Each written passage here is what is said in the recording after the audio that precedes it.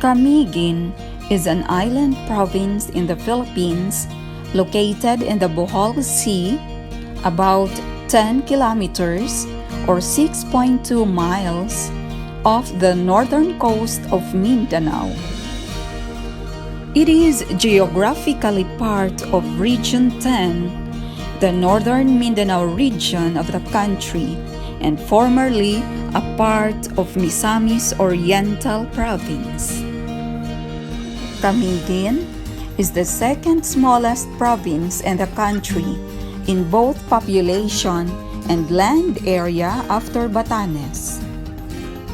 The provincial capital is Mambahaw, which is also the province's largest municipality in both area and population.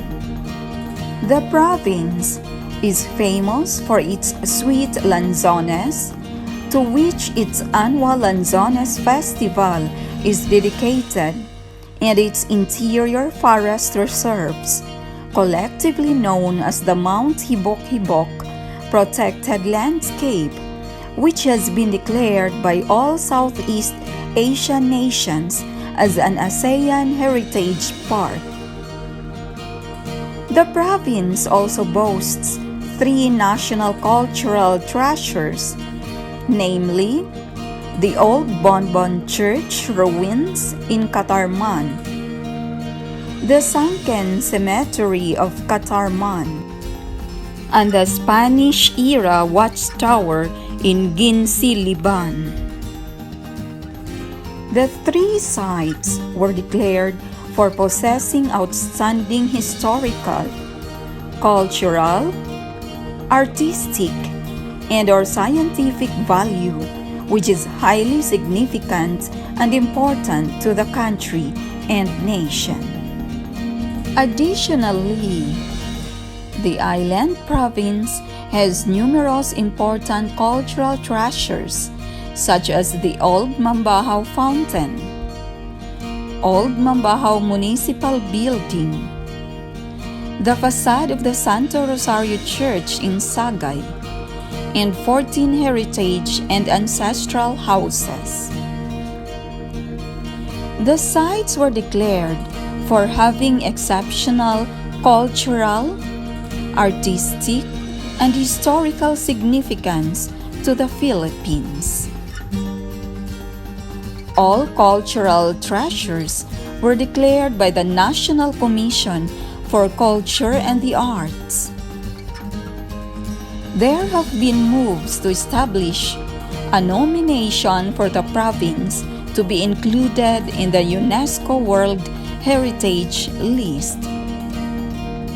The name Camiguin is derived from the native word camagong, a species of ebony tree that thrives near Lake Mainit in the province of Surigao del Norte, the region from which the earlier inhabitants of the islands, the Manobos, came. Camiguin, the local language of Camiguin, is the northernmost variant of the Manobo languages. An earlier Spanish geography book spells the island as Camiguin. There is a reason to suppose the Spaniards dropped the final G. Today, it is rendered as Camiguin. During the classical era, the island of Camiguin is believed to first have been inhabited by the Manobo people of Surigao del Norte, as evidenced by the distinctly connected language between the 2 groups. The island was used as a trading stop point by various merchants and traders from the Rajaynate of Butuan, the Kedatuan of Dapitan, the ancient people of the Anda Peninsula, and possibly the Rajaynate of Cebu and the animist Maranao of Lanao before the Islamization of the Lanao provinces. During the Spanish colonial era, the old Spanish documents indicate that the renowned explorers Ferdinand Magellan and Miguel Lopez de Legazpi landed in Camiguin in 1521 and 1565 respectively. The first Spanish settlement was established in 1598 in what is now known as Ginsiliban. Ginsiliban, which comes from the old Camiguin word Ginsilipan, which means to look out for pirates from a watchtower, has an old Spanish watchtower where the Camiguinons kept watch for Moro pirates. The first major Spanish settlement established in 1679 was called Catagman or Catadman, known as Catarman. The settlement grew and prospered but was destroyed by the eruption of Mount Vulcan in 1871. The former location is what is now known as Barangay Bonbon of Catarman. Sagay, located south of Catarman, was formally established as a town in 1848. The word Sagay is derived from the name of poisonous fruit trees that grow in the area. Mambaho became a town in 1855. The name was coined from the Visayan terms mamahaw, meaning to usher breakfast, and bahaw, which is leftover boiled rice. In the early 1900s, Mambahaw prospered and became the busiest port in northern Mindanao. Mahinog was established as a municipality in 1860. The name Mahinog comes from a Visayan word meaning to ripen or to become ripe. Although Ginsiliban was the oldest settlement in the island, it was only in 1950 that it became a municipality. Mahinog was formerly governed by Mambahaw, while Ginsiliban was formerly governed from Sagay. During the American colonial era, in 1901, in the middle of the Philippine-American War, American soldiers landed in Camiguin to assume political power over the island. A group of Camiguinons armed with bolos and spears, led by Valero Camaro, fought them in a short battle in Catarman. Valero Camaro was killed by a bullet in the forehead and became one of the Camiguin patriots of the early independence movement. In 1903, the first public school in Camiguin was built in Mambahaw, and in 1904, the first public water system was installed. During World War II, on June 18, 1942, the Japanese Imperial Army landed in Camiguin and set up a government in Mambahaw. They gutted central Mambahaw in reprisal to guerrilla activities in the area. The remains of some of these buildings still exist today.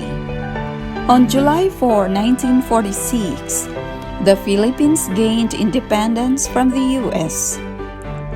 Camiguin was then part of Misamis Oriental.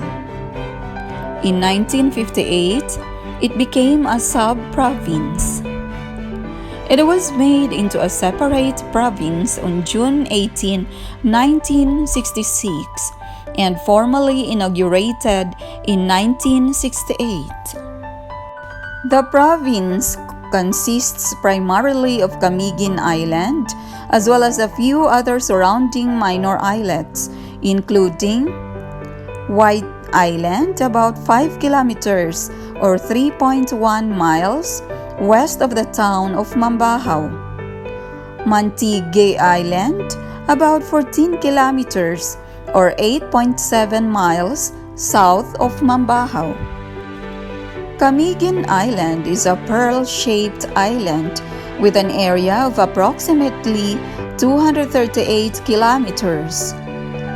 The island measures about 23 kilometers at its longest and 14.5 kilometers at its widest breadth. The island is mountainous with the highest elevation reaching over 5,000 feet. It is encircled by a national road with a length of about 64 kilometers.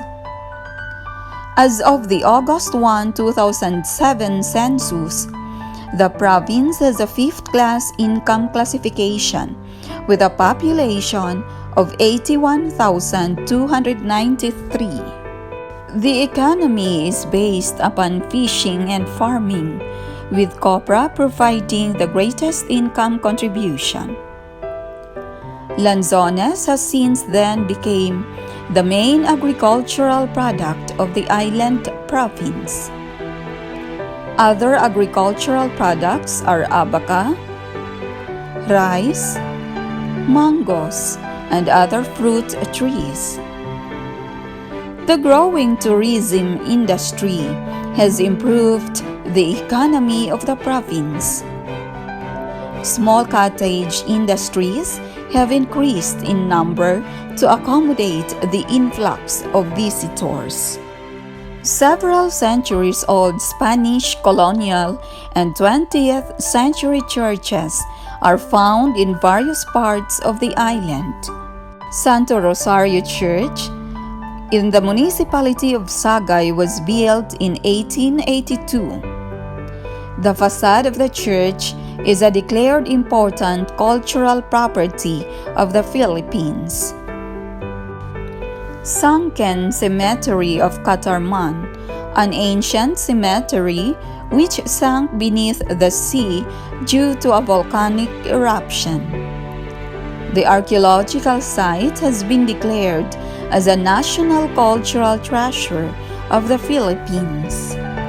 Spanish-era watchtower in Ginsi-Liban. The watchtower was one of the most important in the area during the Spanish colonial era. The watchtower has been declared as a national cultural treasure of the Philippines. Each year in the third week of October, a festival is held to celebrate the Lanzones, or locally called Buahan or Buahan, a small grape-sized tropical fruit grown all over the island.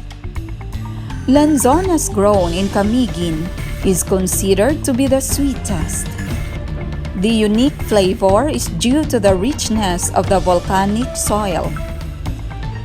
The week-long Lanzones Festival is one of numerous colorful events in the Philippines.